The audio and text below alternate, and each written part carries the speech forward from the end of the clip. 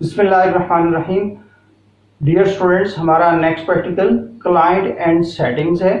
Last time हमने server computer पर active directory configure करके उसको डोमेन कंट्रोलर बना दिया था, और एक कंप्यूटर पर हमने विंडोज़ 10 या 8 इंस्टॉल करके उसको हमने बतौर एक क्लाइंट प्रिपेयर कर लिया था।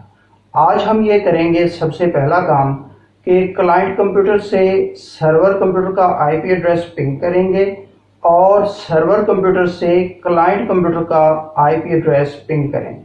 यानी सर्वर से क्लाइंट को पिंग करेंगे और क्लाइंट से सर्वर को पिंग करेंगे, और ये पिंग की कमांड ये रन में जाकर cmd लिखेंगे, उसमें कमांड प्रॉम्प्ट आ जाएगा, वहां जाकर ये कमांड लिखेंगे। क्लाइंट कंप्यूटर पे होंगे तो सर्वर का आईपी एड्रेस देंगे, और सर्वर पर होंगे तो क्लाइंट का आईपी एड्रेस देंगे। और नीचे अगर रिप्लाई लिखा हुआ आता है तो इसका मतलब है दोनों एक दूसरे को पिंग कर रहे हैं, दोनों एक दूसरे से कनेक्टेड है।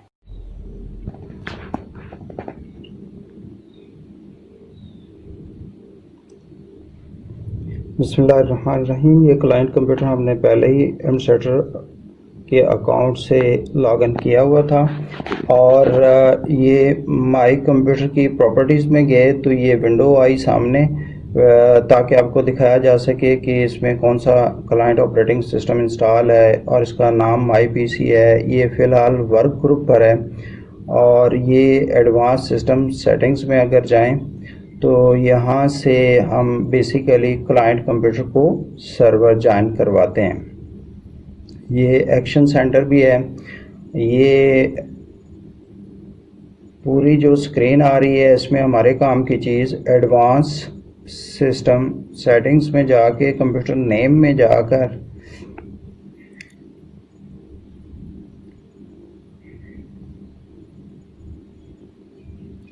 ये इसमें नेटवर्क आईडी है और ये चेंज है।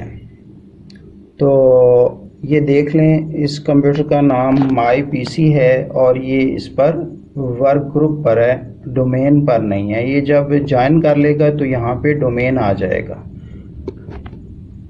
कि इसने डोमेन ज्वाइन कर लिया।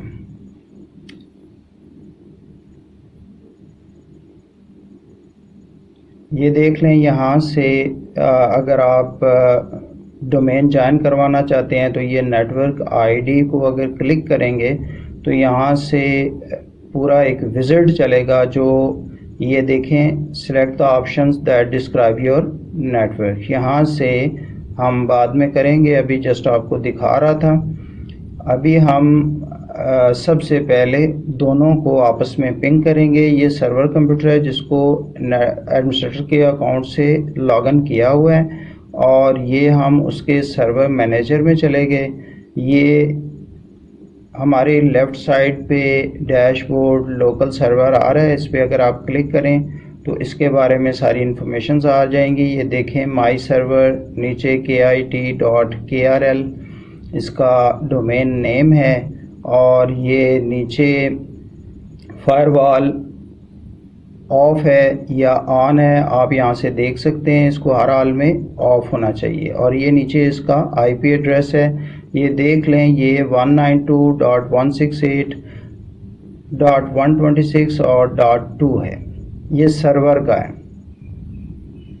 ये ऑल सर्वर्स अगर आप क्लिक करें तो ये उनके सारे इवेंट्स भी और उनके बारे में सारी इंफॉर्मेशन आ रही होती हैं। ये जस्ट आपको दिखाना मकसूद है। उसके बाद एक्टिव डायरेक्टरी सर्विसेज की सारे जितने इवेंट्स हैं वो सारे आ रहे होते हैं। नीचे डीएनएस के सारे इवेंट्स आ रहे होते हैं डोमेन नेम सिस्टम के। तो आज हमारा जो बेसिकली काम है वो ये कि दोनों सिस्टम्स को आपस में पिंग कर लेना, कि दोनों सिस्टम एक दूसरे को आपस में पिंग कर लें।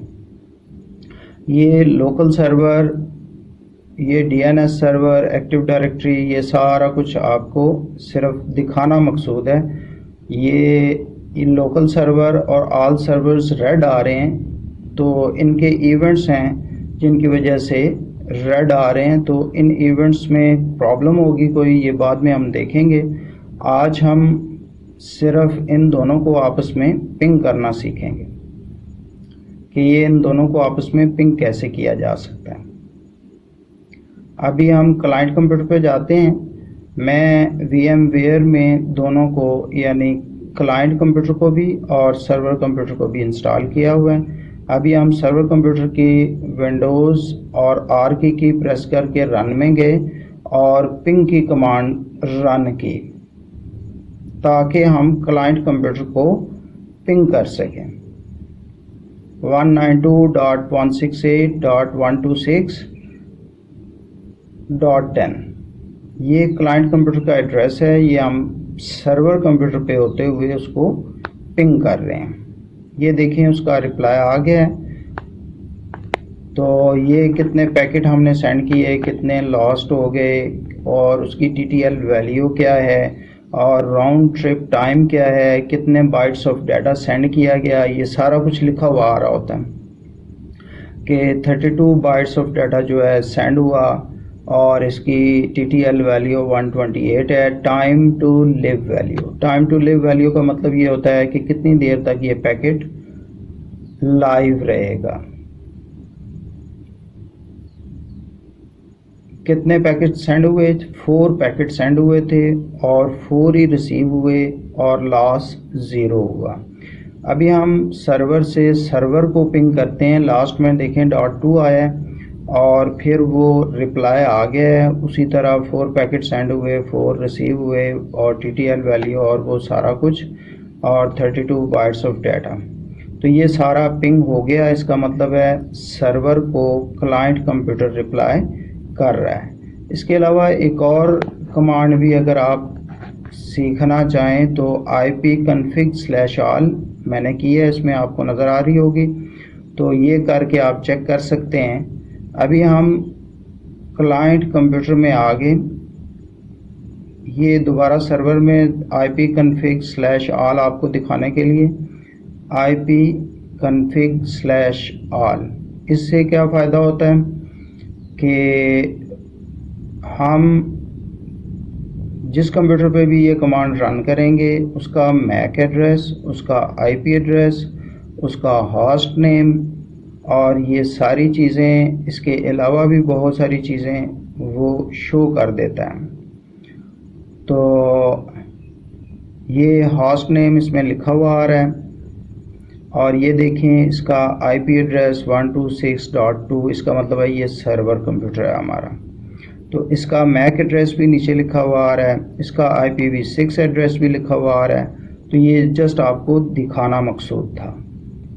अभी हम क्लाइंट कंप्यूटर पे चलते हैं और क्लाइंट कंप्यूटर पे हम CMD रन करके तो उसमें सर्वर कंप्यूटर को पिंग करके देखते हैं कि वो रिप्लाई करता है या नहीं करता।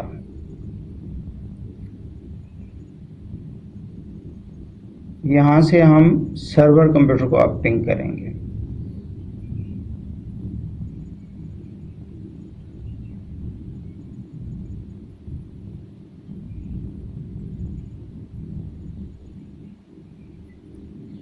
पिंग 192.168.126.2 किया, ये रिप्लाई आ गया और उसी तरह 32 बाइट्स ऑफ डाटा सेंड हुआ और टाइम टू लिव वैल्यू और 4 पैकेट सेंड हुए, 4 पैकेट रिसीव हो गए। इसका मतलब है रिप्लाई आ गया है। इसका मतलब है कि सर्वर कंप्यूटर इसके साथ कॉन्फ़िगर हो गया है, यानी कि रिप्लाई कर रहा है।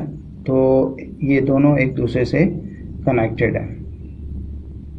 ये लास्ट में 10 लिखा, यानी क्लाइंट कंप्यूटर से खुद क्लाइंट कंप्यूटर को पिंग करना। और ये ipconfig/all करके देख लेना कि ये वही कंप्यूटर है जिसके वही IP एड्रेस है। ये सारा कुछ अगर देखना हो तो ये सारा कुछ यहाँ से देखा जा सकता है कि इस कंप्यूटर का नाम क्या है, मैक एड्रेस क्या है, IP एड्रेस क्या है। तो ये सारी चीज़ें यहाँ से ipconfig के ली जा सकती हैं।